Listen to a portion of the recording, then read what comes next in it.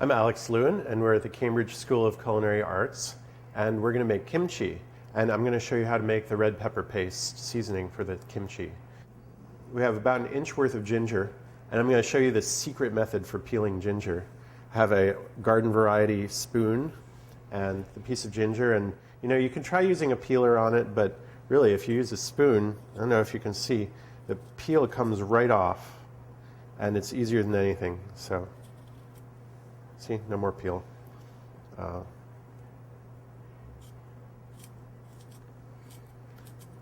So I'll get all the peel off of the ginger.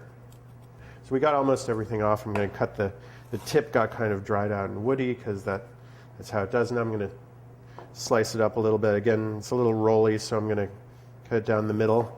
And now we can lay it flat on our board. For much easier cutting, I'll cut it lengthwise a little bit. And then I'll cut it across a little bit. Again, this doesn't have to be perfect. It's all going in the blender. So, right, so we have everything to go, ready to go. And I'm going to start adding things to the blender. Start with some onions because they have some liquid in them that'll go pretty easily.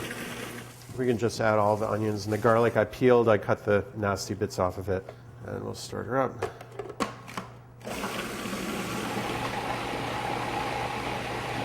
So we've got that. We can throw in the ginger now.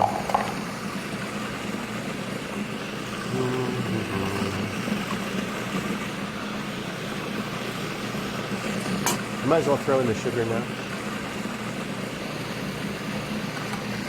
This is where it gets interesting with the red pepper powder, because if you do it all at once, it can all turn to glue. So I'm going to put in maybe half of what we have here. You also have to be a little careful, because if it gets in your eyes, you're going to be really unhappy. So keep the thing shut while you're blending it. And yeah, that's going pretty well, so I'm going to put some more in.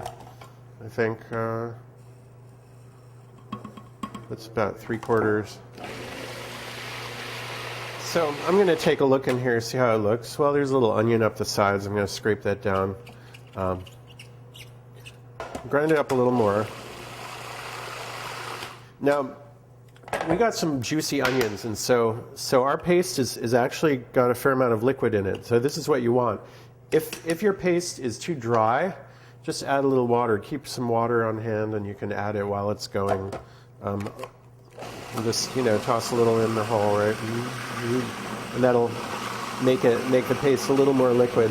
You don't really need to, but you can see the texture of the paste change a little bit. So now we're almost done with the paste. The one last thing we need to do, let's move this into this bowl here. And it's fairly potent paste, so again, be careful about rubbing your eyes or anything else. Done with that. Use our scraper to get every last bit out of here. If you want, you can swish a little water around in the bowl. Just get as much of it out of there as you can. The only thing we need to add still is these scallions, also known as green onions. You really want to use the greens of them. And for the authentic look, you want to cut them diagonally. So start cutting and cut diagonally because that looks cool. And maybe 1-inch segments.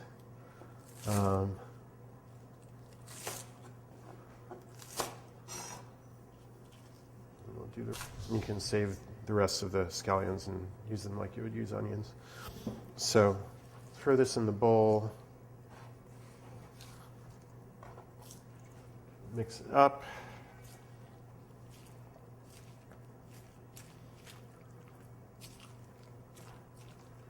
Mix the scallions in pretty well. That's pretty good. And now we'll let this sit for 10 minutes so that it can sort of infuse and the scallions will soften a little bit. We're making kimchi, and the most traditional ingredient in kimchi is a Chinese cabbage. Chinese cabbage is actually nice to work with. Well, our first rule of cutting anything on the cutting board is we want to get a flat surface. I'm just going to cut this in half. if we're having a big knife, it's very useful. And so now we have half of the cabbage. And as you might be starting to guess, it's very easy to cut up. So for kimchi, I want to cut it into roughly 1-inch squares. If we just cut maybe most of the way down to the root, and cuts a couple, maybe about 1 inch apart, and then we cut across, then here are little squares about the right size. So the next step in making our kimchi is we need to brine our cabbage. And we do that with a mixture of 3/4 of a cup of coarse sea salt, 2 cups of water. We'll mix it up, get it dissolved, although it'll have plenty of time to dissolve. It doesn't dissolve completely now. And then we have our cabbage, and we take our brine, and we're going to pour it over our cabbage.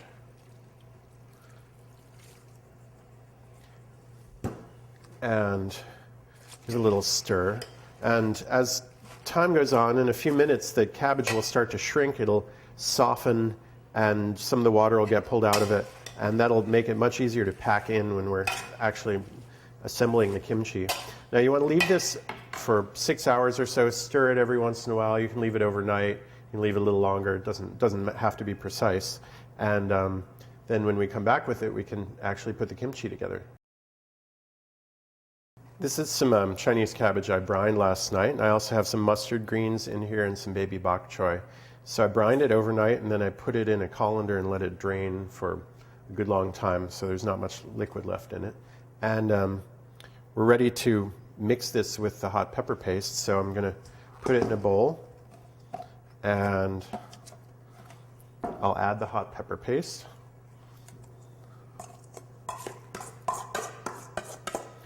And now all we need to do is mix it up. And you can do that with your hands. I sometimes like to do it with a spoon because when it gets under your fingernails, it's not pleasant. Just pack it into the jar. And once it's in the jar, it'll leave it out on your counter for a day or two or more, and it'll ferment. It'll start to have a pickly flavor to it pretty quickly. And when you like the way it tastes, you can put it in your fridge, and it'll keep a long time that way. I like to pack it down with a smaller jar. You do want to try to get some of the air pockets out of it. I'll sometimes put a little piece of parchment paper on the top, again to minimize the air exposure and to keep it crunchy. And then just throw a lid on it. And here's your kimchi.